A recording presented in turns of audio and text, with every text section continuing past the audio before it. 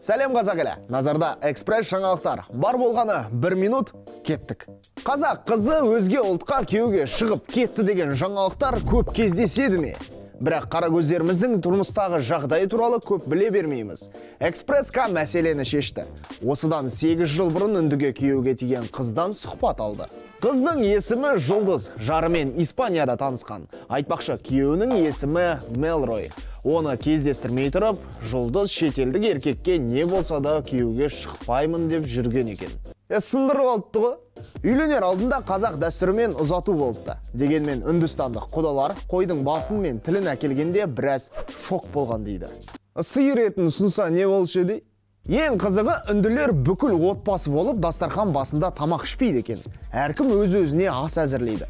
Жұлдыз енеммен әңгіме соғып отырып, шай ішкенді армандаймын дейді. Ал ақпараттың толық нұсқасы Экспресс-ка сайтында.